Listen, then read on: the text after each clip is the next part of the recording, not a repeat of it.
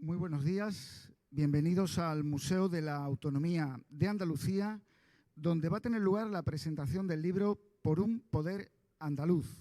En este primer coloquio participan don José Luis de Villar, es el autor del libro, y don Rafael Quirosa, decano de Humanidades de la Universidad de Almería.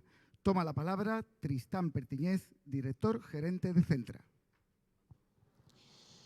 Bueno, muy buenos días a todos. Bienvenidos, presidente de la Junta de Andalucía, presidente del Parlamento, alcalde de Coria del Río y alcalde de la Puebla del Río.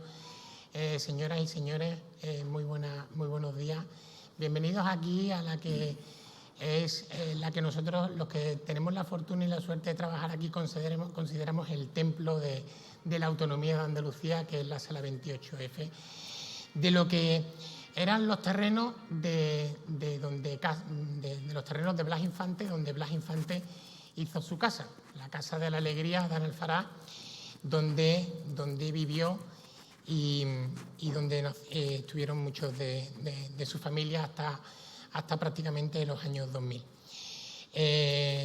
Gracias también a quienes van a participar hoy en este acto, organizado por la editorial Almuzara, la periodista Nani Carvajal, al autor del libro, José Luis de Villar, por supuesto, al catedrático de Historia Contemporánea, Rafael Quirosa, al fundador del Partido Andalucista, Alejandro Rojas Marcos, y también, obviamente, también por su asistencia al presidente de la Junta de Andalucía, Juanma Moreno. Como le decía, hoy me siento especialmente honrado porque en la Fundación Centra somos responsables de la conservación, custodia, promoción del Museo de la Autonomía de Andalucía y de la Casa de Blas Infante.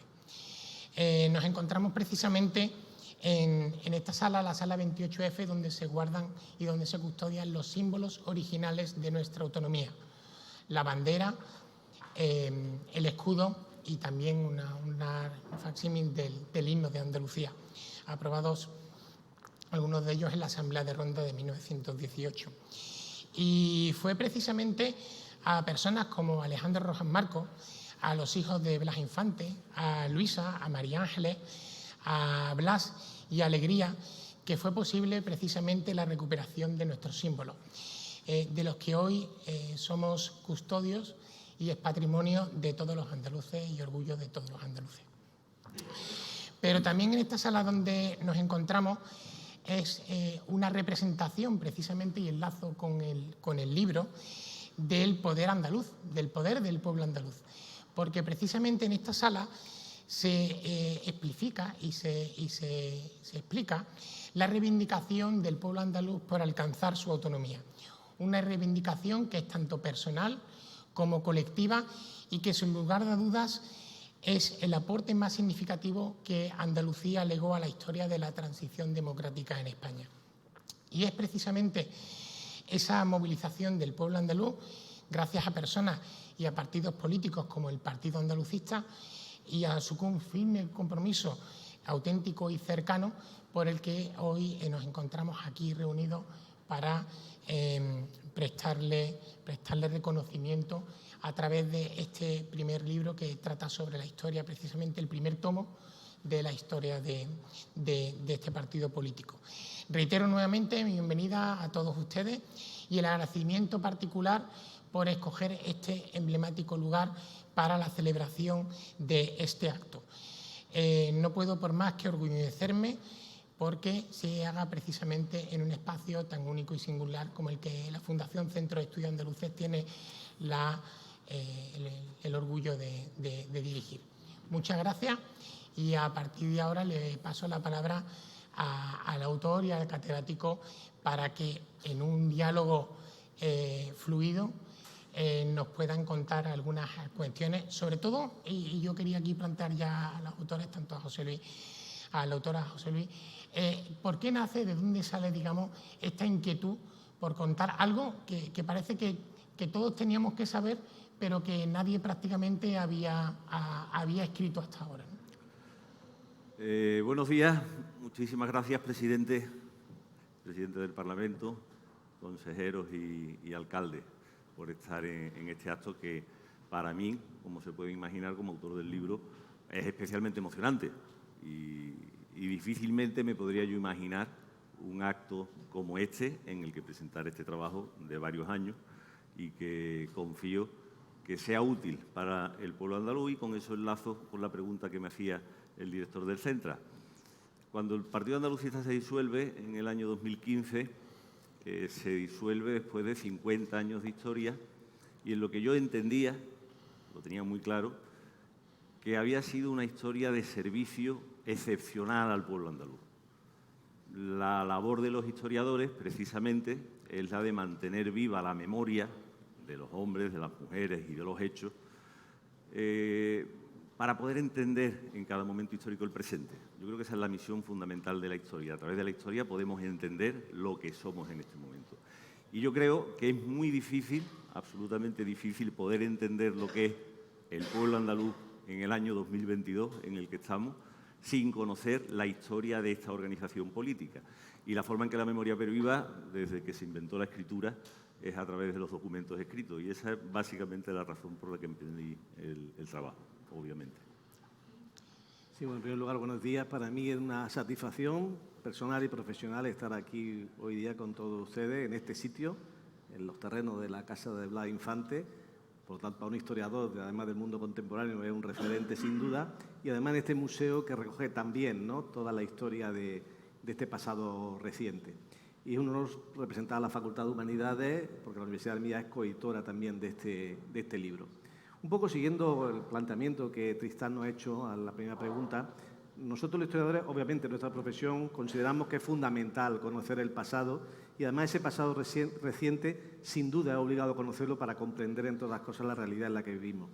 A la hora de plantear este formato nos pareció interesante hacerlo tipo debate entre dos historiadores, donde a partir de determinados puntos y de la manera breve que exige este formato, pero podamos intercambiar algunas reflexiones. Yo le dije ya a José Luis desde el principio y al propio Alejandro Rojas Marcos que era un acierto que el primer volumen de esta serie, porque van a haber más libros, más volúmenes de la historia del Partido Andalucista, empezara por los años de la clandestinidad. No se entiende el proceso de transición a la democracia sin comprender lo que ocurre en esos años, sobre todo en los años 60, donde empiezan a cambiar cosas importantes. Entonces, a modo de pregunta y de reflexión, José Luis supongo que comparte, y por eso ha dedicado el primer volumen, ¿no?, a este periodo, la importancia de conocer los años de la clandestinidad. No olvidemos, porque a veces parece que se olvida, que estamos en una dictadura. Años 60 es una dictadura, la dictadura franquista. Y hay personas que se empiezan a mover, empiezan a trabajar de distintos sectores, desde los movimientos sociales, de los que luego, si hay tiempo, hablaremos, a los partidos políticos, o a iniciativas como la que representa Alejandro Rojas Marcos y Compromiso Político. Sin esos planteamientos sería impensable pensar que la democracia iba a llegar. Había quienes defendían la dictadura y quienes apostaban a por la democracia. No sé si comparte este razonamiento de la importancia del periodo de la clandestinidad en la propia génesis del Partido Andalucista, pero también en la propia génesis de la democracia española. Efectivamente, eso es algo que está muy estudiado y muy documentado, y sobre eso no hay duda ninguna, ¿no? Quizás fuera precisamente dentro de los grupos que empiezan a movilizarse a finales de los años 50, a principios de los años 60, básicamente desde el ámbito universitario, aparte del ámbito sindical, pero en el ámbito universitario tiene especial importancia. Hay otros grupos más estudiados, precisamente esos años del Partido Andalucista son los menos conocidos, sobre los que menos bibliografía existía. Y son excepcionales y apasionantes, por una cosa que yo insisto mucho y que la repito continuamente. Cuando el grupo que se reúne, convocado por Alejandro Rojas Marcos en la primavera de 1965, para dar forma a lo que va a ser Compromiso Político, antecedente de las organizaciones, en aquel momento nadie, y esto no es una exageración de andaluz, no es cuando aquí decimos nadie en sentido retórico, es un nadie literal. Nadie en Andalucía, en esa fecha, sabía de la existencia de Blas Infante. La viuda, los huérfanos, por supuesto, lógicamente. Pero el resto del pueblo andaluz, nadie, ni los líderes que estaban, quizás sea demasiado apresurado llamar líderes todavía de la oposición en aquellos momentos, ni los que estaban en la acción política clandestina, ni la sociedad civil, ni en la universidad, ni se sabía que había unos símbolos andaluces siquiera. Hoy ya todos tenemos clarísimo cuál es la bandera de Andalucía. Los niños en la escuela aprenden a tocar el himno con la flauta en clase de música desde el primer día, como todos los que tienen niños pequeños han sufrido en sus propias carnes. Nadie sabía que había un escudo, nadie sabía que en los años de la República había habido una reivindicación autonómica, ni siquiera que se habían aprobado en Córdoba una fase del estatuto. Absoluto desconocimiento. Ni los creadores de la organización lo sabían. Casualmente, a finales de los años 60 es cuando entran en contacto con toda esa historia previa, ¿no? Y descubren, y yo creo que con mucha sorpresa, así lo digo además en el libro, muy sorprendidos, que había habido una generación anterior, una primera generación andalucista, que venía defendiendo esencialmente lo que ellos van a defender: autonomía política para Andalucía, autonomía como herramienta para romper la dependencia social, la dependencia económica, el atraso cultural de Andalucía. Y eso es lo que tiene de excepcional, evidentemente. Sí, yo lo he comentado en otras veces que hemos tenido ocasión de hablar, el propio Alejandro, José Luis y yo, que este libro, este trabajo ingente que está haciendo José Luis, sin duda brillantísimo, los historiadores le damos mucho valor porque entendemos que trasciende la mera historia del Partido Andalucista, incluso, si me permite, la mera historia de Andalucía, con ser importante, y va más allá y nos ayuda a comprender el conjunto de la historia de España en esos años, ¿no? Ustedes saben que sobre la transición, que ahora, por cierto, está siendo objeto de polémica, porque es curioso que sigue habiendo una diferencia muy grande entre el resultado del trabajo de los historiadores y lo que a veces llamamos la historia socializada, lo que se extiende en la sociedad, ¿no? Ese trecho hay que conseguir vencerlo, porque muchas veces no tiene nada que ver lo que se plantea en debate, incluso político, de lo que ya los historiadores llevamos muchos años escribiendo y diciendo. Y saben que es objeto de polémica muchas veces a la hora de valorar la transición. Es verdad que durante muchos años se nos presentó un proceso totalmente dirigido por las élites, donde la ciudadanía había tenido un papel secundario, y los estudios de los historiadores van demostrando, y tu libro es uno de ellos sin duda, se incorpora a esta línea de investigación, van demostrando que la transición fue algo mucho más allá de la decisión de unas élites institucionales o políticas. En algunos casos se reduce a las élites institucionales, como mucho se amplía a los líderes de los principales partidos. Digo que va mucho más porque se empieza a ver en esas investigaciones cómo grupos sociales, movimientos sociales, los estudiantes, los obreros, los vecinos, el movimiento vecinal, también los partidos que van naciendo, pues se incorporan a esa reivindicación, a esa lucha, de forma que la democracia, y yo creo que es importante para los andaluces, por supuesto, pero en conjunto para los españoles, fue mucho más allá de una democracia otorgada, concedida, sino fue el resultado de una conquista por la ciudadanía, que nadie diga este trozo de agua es mía, ¿no? Sino que fue un conjunto de protagonistas, algunos individuales y otros colectivos, que sumando los distintos esfuerzos, a los que se añadieron los que procedían de la dictadura, que advirtieron que ya el futuro no podía seguir siendo con una dictadura, sino que había que modernizarse y pasar a una democracia, como en todo nuestro entorno socioeconómico y sobre todo europeo, y la suma de esos actores son los que permitieron dar esa imagen. Por eso yo quería también conocer tu opinión y que la expresara sobre la idea de la democracia conquistada, no la democracia concedida. Y yo creo, yo leyendo tu libro lo veo en las distintas páginas, porque el hecho de que unas personas se movilizaran, pusieran, lo hablábamos con el presidente de la Junta un poquito antes de entrar, es decir, que se jugaran su libertad, que se jugaran muchas veces su vida para conquistar algo como la democracia, que hoy disfrutamos afortunadamente, no fue algo concedido, sino algo conquistado. Absolutamente. Y te añado algo más, no solo conquistada la democracia, es que la autonomía, el proceso autonómico, es también una conquista, no es nada otorgado. Yo creo que ya está muy documentado y sabemos perfectamente que el original diseño constitucional, que procedía directamente de lo que pensaban los grupos de la oposición democrática mayoritario, pues configuraba un Estado en el que las verdaderas autonomías iban a ser las que entonces se llamaban nacionalidades históricas, de la cual Andalucía ya es una de ellas, porque así lo afirma rotundamente nuestro Estatuto del 2007, Andalucía, nacionalidad histórica. Pero en la transición y en la pretransición, en absoluto. Yo creo, para esas fuerzas políticas, la autonomía de Andalucía era un exotismo.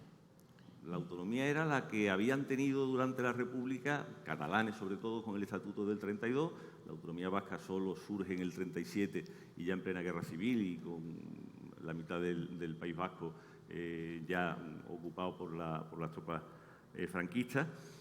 Pero hablar de autonomía para Andalucía sonaba chino, ¿no? Sí. Y en eso se empeña Compromiso Político, Alianza Socialista de Andalucía durante esos años, en medio de la incomprensión y en muchas ocasiones de la burla, ¿no?, de otras fuerzas políticas. Cuenta José Luis precisamente en ese sentido una anécdota al principio del libro donde Antonio Burgos precisamente con Alejandro están o quedan con una persona, con un médico, que es el primero que les habla de Blas Infante precisamente y con el proyecto de Blas Infante, y que es precisamente un elemento fundamental y capital para reivindicar esa autonomía histórica, ¿no? Eso es así, eso está documentado. No es hasta finales de los años 60, para los que ya tenemos cierta edad, es ayer por la mañana, finales de los años 60, cuando descubren asombrados que Andalucía tenía una bandera propia y que había habido una persona, Blas Infante, que había existido, que había defendido lo que ellos estaban defendiendo.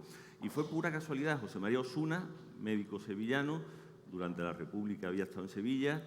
Él era militante comunista y había conocido a Blas Infante. En medio del conflicto social y político de la República, decide irse de Sevilla, se instala en Cazalla, posiblemente se lo salva la vida porque está allí en un médico rural, oculto, desaparecido, nadie sabe de él, y vive durante todo el franquismo. Es colaborador de ABC, escribe en ABC durante los años 60, y Antonio Burgos lo conoce en la redacción de ABC, y José María Osuna le dice: vosotros, que estáis hablando de compromiso político para Andalucía, que estáis reivindicando ese regionalismo que llamáis, ¿sabéis de esto? ¿Sabéis que hay una bandera verde, blanca y verde que es la bandera de Andalucía? Y con el mayor de los asombros lo descubren a finales de los 60.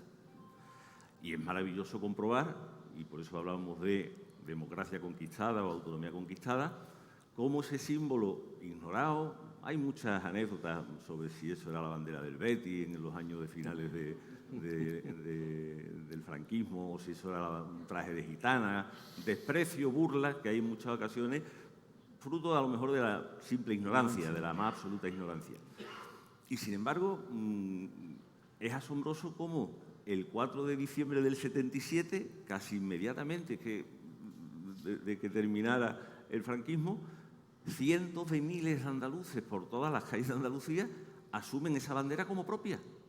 Un símbolo desconocido se convierte en un símbolo asumido por la comunidad completa, y que hasta ahora lo mantenemos como símbolo, pero sin discusión, sin peleas, sin preponderancia. Aquí nunca hubo guerra de banderas, afortunadamente, en Andalucía, y precisamente esa es una de las características de la reivindicación autonómica andaluza. Y ese grito de autonomía en las calles del 4 de diciembre del 77 era un grito desconocido.